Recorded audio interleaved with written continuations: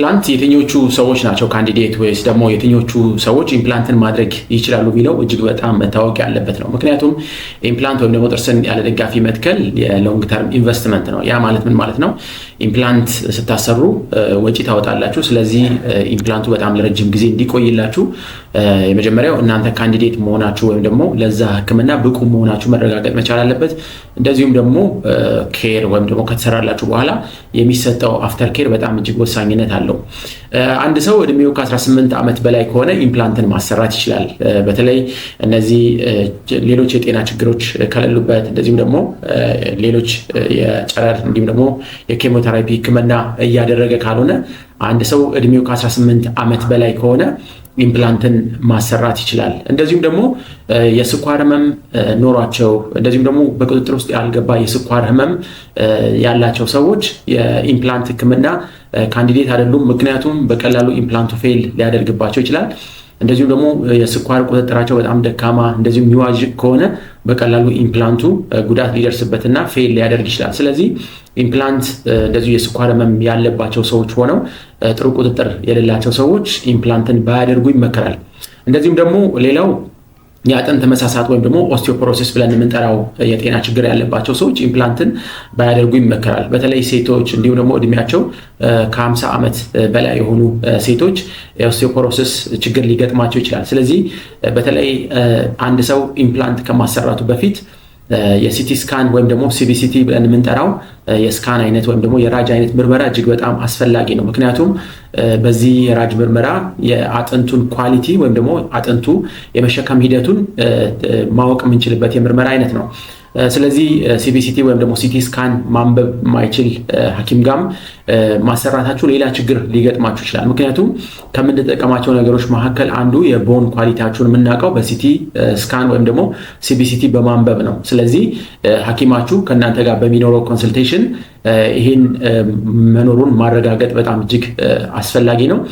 በተለይ ኦስቲዮፖሮሲስ የአጥንት መሟሟት ወይም ደግሞ መሳሳት አይነት ችግር ነው።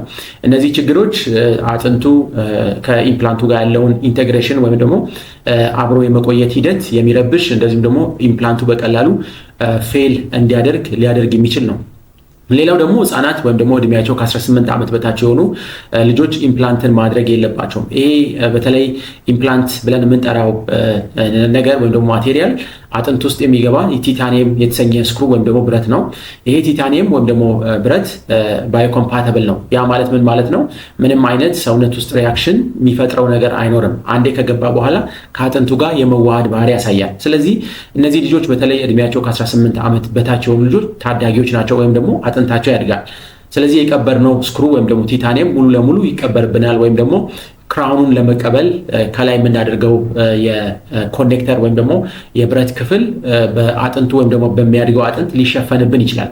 ስለዚህ ይህንን ምክንያት በማድረግ እነዚህ ልጆች ላይ ኢምፕላንት አይሰራም። እንደዚሁም ደግሞ ልጆች ላይ የምንጠቀመው የክራውን መጠን ወይም ደግሞ ሳይዙ በጣም ትንሽ ነው የሚሆነው። ምክንያቱም የልጆችን ጥርስና የትልልቅ ሰዎችን ጥርስ ካያችሁ የትልልቅ ሰዎች ጥርስ ወደ ጎን ሰፋ ያለ ነው፣ የልጆች ግን አነስ ያለ ነው። ስለዚህ በጥርስ መጠን አንጻር ዩኒፎርም ያልሆነ ወይም ደግሞ ሳይሜትሪ ያልሆነ ነገር ልንፈጥርባቸው ነው ማለት ነው። ምክንያቱም የምንጠቀመው የክራውን መጠን ለነሱ ባለው ስፔስ ወይም ደግሞ ባለችዋ ክፍተት ስለሆነ እነዚህ ልጆች እያደጉ ሲሄዱ አጠገብ ያለው ጥርስ መጠኑ እየጨመረ ይሄዳል።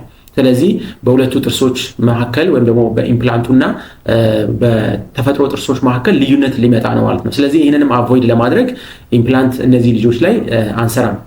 እንደዚሁም ደግሞ በአንገታቸው አካባቢ ራዲዬሽን ቴራፒ የወሰዱ እንደዚሁም ደግሞ ኬሞቴራፒ የወሰዱ ሰዎች ለኢምፕላንት ካንዲዴት አይደሉም። ኢምፕላንት ፌል ከሚያደርግባቸው ነገሮች መካከል አንዱ በተለይ በአንገት አካባቢ የሚወሰድ ጨረር እንደዚሁም ደግሞ ኬሞቴራፒ፣ በተለያየ የካንሰር ህመም ምክንያት ኬሞቴራፒ ለሚወስዱ ሰዎች ኢምፕላንት ኮንትራኢንዲኬትድ ነው ወይም ደግሞ አይፈቀድም። ምክንያቱም እነዚህም ሰዎች አጥንታቸው በጣም ደካማ ነው፣ በቀላሉ መቀበል አይችልም ወይም ደግሞ ኢምፕላንቱ በቀላሉ ፌል ሊያደርግ የሚችልበት ምክንያት ነው።